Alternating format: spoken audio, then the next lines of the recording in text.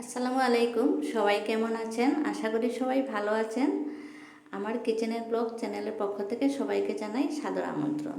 আজকে আমার হাতে দেখতে পাচ্ছেন কত লম্বা লম্বা কচুরলতি রয়েছে, আর আমি আজকে এই কচুরলতি রান্না আপনাদের সাথে শেয়ার করব। কচুরলতি আমার খুবই পছন্দের একটা সবজি। আর দেখুন, আমার হাতে ছোট ছোট চিংড়ি মাছ রয়েছে। ছোট চিংড়ি মাছ সাধারণত পাওয়া যায় না, কচুরলতি খাবো বলে আমি সংগ্রহ করেছি। আর এগুলো হচ্ছে কাঁঠালের বিচি। কাঁঠালের বিচি সাদা ছালটা ছিলিয়ে তারপরে ভিজিয়ে রেখেছি, এই লাল ছালটা যাতে নরম হয়ে যায়, তাড়াতাড়ি সরাতে পারি। এখন আমি লতিগুলো কেটে রেডি করব। আর এদিকে আমি পেঁয়াজ রসুন থেতলে নিয়েছি, কাঁচা লঙ্কা আর ইচা মাছগুলো প্রথমে ভাজবো। একটু হলদির গুঁড়া, মরিচের গুঁড়া আর লবণ দিয়ে ইচা মাছগুলো আগে ভেজে নেব। বন্ধুরা, আপনারাও যদি আমার মতন কচুরলতির সবজি খেয়ে ভালোবাসেন, তাহলে অবশ্যই আমার এই ভিডিওটাতে একটা লাইক করবেন। আমি নতুন করে একটা চ্যানেল খুলেছি, আশা করি আপনারা আমাকে উৎসাহ দেবেন আর আমাকে এগিয়ে যেতে সহায় করবেন। আমি ভিডিও দেব বলে রান্না করি না, আমার ঘরে যা রান্না হয় তাই আপনাদের সাথে শেয়ার করার চেষ্টা করি। মধ্যবিত্ত ফ্যামিলিতে সাধারণত যা খাওয়া হয় সব সময় আমি তাই শেয়ার করব আমার ভিডিওতে। তাই আপনারা তেমন কোনো হাইফাই রান্না দেখতে পাবেন না। যদি পছন্দ হয়ে থাকে এভাবে গ্রামীণ রান্না আর ঘরোয়া রান্না, তাহলে অবশ্যই আমার চ্যানেলটাকে সাবস্ক্রাইব করে দিয়ে আমাকে এগিয়ে যেতে সহায় করবেন। পেঁয়াজগুলো ভেজে নিয়ে রসুনের সাথে তারপরে আমি কাঁচা লঙ্কাগুলো দিয়ে দিলাম।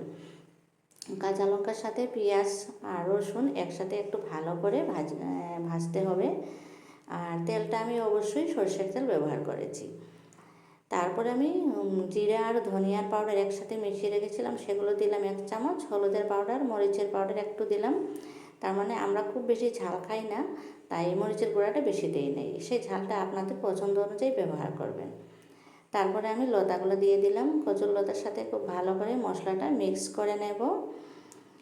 বন্ধুরা, আমি ব্লগ হিসাবে শেয়ার করব।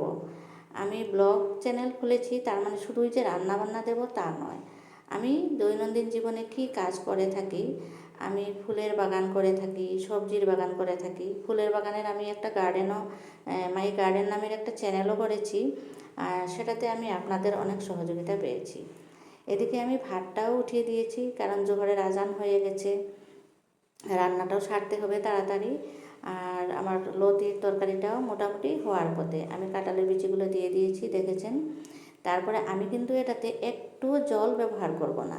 জল না ব্যবহার করে আমি লতি রান্না করব ভাজা ভাজা করে। এটা কিন্তু এত সুস্বাদু হয়, আপনারা বানিয়ে না খেলে বুঝতে পারবেন না।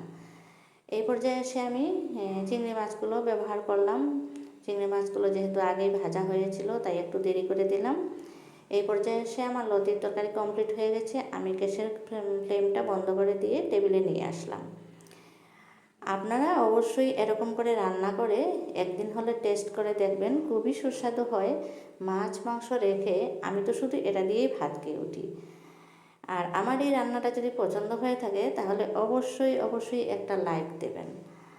আজকের ভিডিওটা আমি বেশি লম্বা না করে আপনাদের কাছ থেকে এখানে বিদায় নিতে চাই। সবাই ভালো থাকুন, সুস্থ থাকুন। খোদা হাফেজ।